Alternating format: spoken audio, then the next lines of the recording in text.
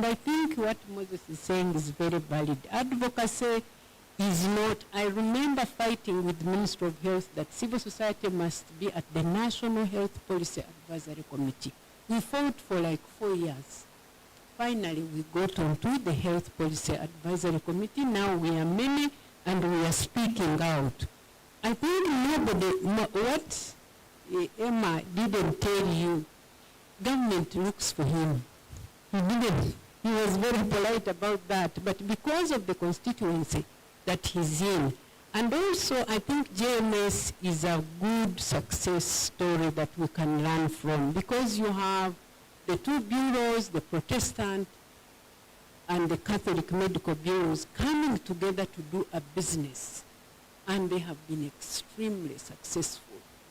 And the constituency they serve, government cannot sit on a table without JMS, Ministry of Health. They look for them. And there are not many. The private sector works differently. They don't have departments and commissions and directorates.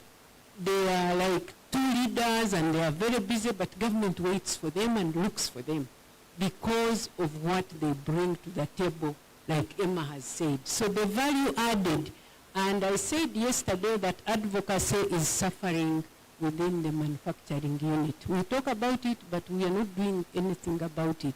It is possible for you to have even a lay person, an advocacy person, who works for you and scans the environment and sees where the policy is effective. I'm also surprised that you are not on the NDA board, because for us as civil society, we can fight and put you together and put you on that board within 2 months.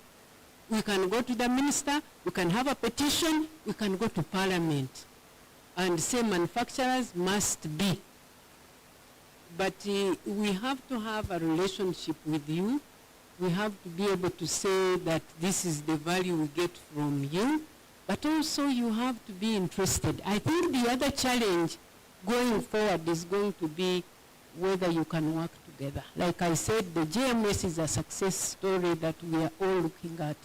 Can the manufacturers be a team? Are you going to be able, because even JMS, the Catholic and Protestant medical bureaus compete. It's about competition.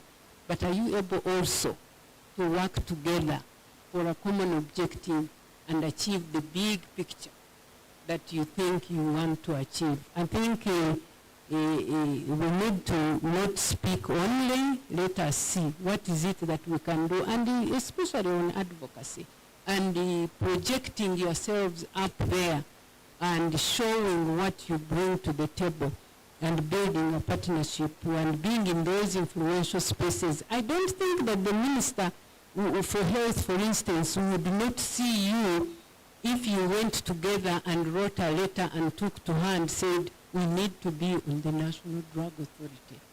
She fears that one, and we can go with you. You will be there.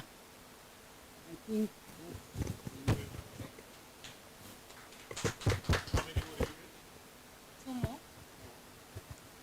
Thank you. Gertrude, yesterday you said there was a kick. I think the last two speakers have given you a better kick. Yes. It's a good kick. Now, mine is not a question.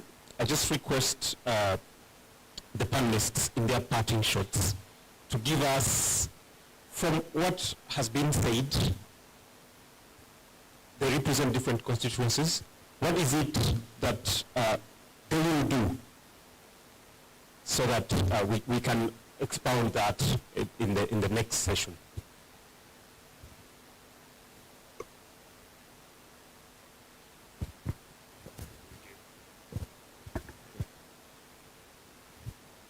All right, just, yes, it has been a kick, and I'm happy that the question has solicited the response that it got, and I think I reflect back to the discussion, or rather the opening remarks by Janet yesterday, the 5 roles of pharmaceutical manufacturers.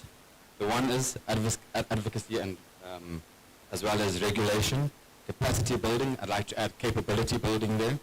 access, regional and global markets, research and innovation, and quality assurance. And I think